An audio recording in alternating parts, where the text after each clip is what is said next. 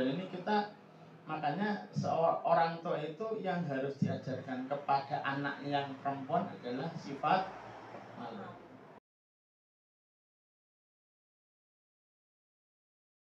Karena demikianlah Quran mengajarkan. Ya, bagaimana kalau dua-duanya bermasalah? Ya nanti salah satu bermasalah aja jadi masalah. Nggak ada ceritanya dua-duanya bermasalah anaknya bener itu. Ada. Contohnya siapa? Ya mungkin ada, mungkin. Tapi yang pasangan suami istri bermasalah itu ya tadi Abu Lahab, ya kan? Abu Lahab dengan istrinya, mereka sepakat masuk neraka bersama. Kan di dalam surat Al-Lahab kan begitu.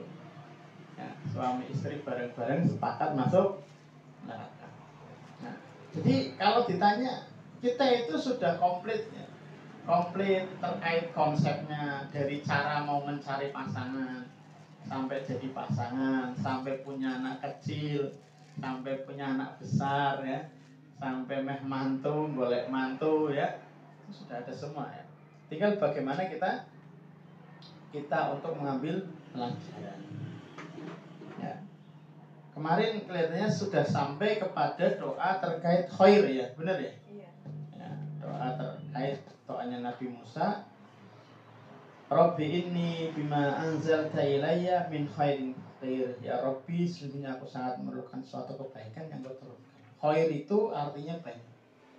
Nah, ini di dalam ayat ini itu sebenarnya khair itu artinya makanan. Jadi Nabi Musa itu wis pucet pengen mangan dan golek makan. Dan Nabi Musa berdoa kepada Allah Subhanahu wa taala. Ya.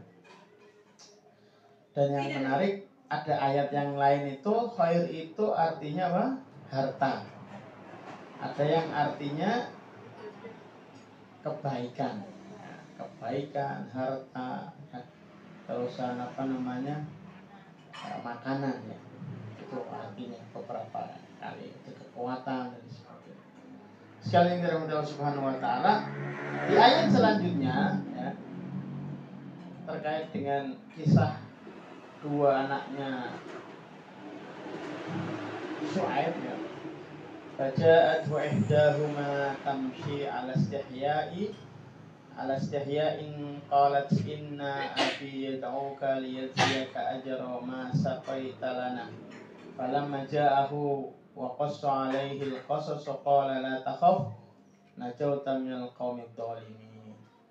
Kemudian datanglah kepada Musa salah seorang dari kedua wanita itu. Ini ada kalimat yang ditebeli, berjalanlah dia dengan sikap malu. Kemudian dia berkata, sesungguhnya ayahku memanggil kamu agar ia memberi balasan kebaikan kepadamu. Maka tatkala mendatangi ayahnya dan menceritakan mengenai dirinya, kemudian Syuaib berkata, janganlah kamu takut, kamu telah selamat dari orang-orang yang lalim itu.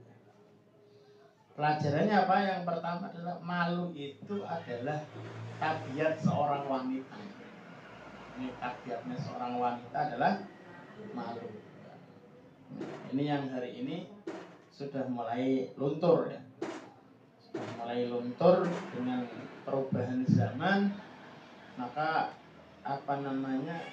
adab-adab terkait dengan rasa sikap malu itu sudah mulai luntur. Dan ini kita makanya seorang tua itu yang harus diajarkan kepada anak yang perempuan adalah sifat malu.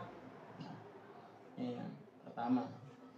Pelajaran yang kedua adalah bahwasanya seorang wanita itu boleh berbicara dengan kaum lelaki dengan menggunakan bahasa yang tidak dibuat-buat. Ya, kayak membuat laki-lakinya itu menjadi ada sesuatu yang tidak pas. Ngomong ya normal-normal saja, tidak perlu mendayu-dayu ya. Terus yang selanjutnya adalah membalas kebaikan itu adalah kebiasaan umat-umat terdahulu. Jadi berkali-kali saya sampaikan, kita harus memahami posisi kita di mana.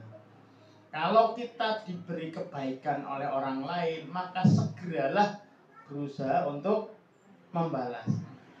Tapi kalau kita berbuat baik sama orang lain, maka ya sudah selesai. Wis ora usah ngarep-arepen. Ora usah berharap balasan kebaikan. Nah, ya sudah. Kalaupun, dan kita harus yakin bahwa kalaupun tidak dibalas oleh orang yang kita kasih kebaikan, Allah itu pasti akan membalas dengan caranya. Jadi dari orang lain, ya, cara yang lain. Itu caranya Allah. Jadi sudah berbuat baik saja, nothing tulus lah, sudah selesai. Ini dilihat dari apa? Ketika kisahnya Syuaib itu kemudian mengundang Musa untuk datang ke rumahnya. Nah, jadi apa yang dilakukan Syuaib itu adalah bagaimana kemudian segera membalas kebaikan oleh orang yang berbuat baik.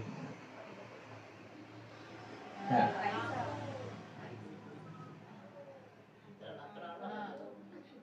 Syekh As-Sa'di menyampaikan, jika seseorang beramal untuk Allah Subhanahu wa taala dengan keikhlasan, kemudian ia mendapatkan imbalan atas amalannya itu tanpa dia niatkan sebagai niat utama, maka ia tidak dicela. Jadi wajar ya kalau kita berbuat baik, kemudian ada orang membalas kebaikan kita ya.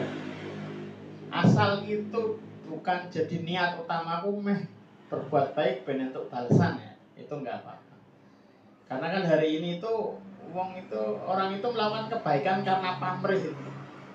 Nah, kalau kita berharap seperti itu, seringnya tidak terjadi.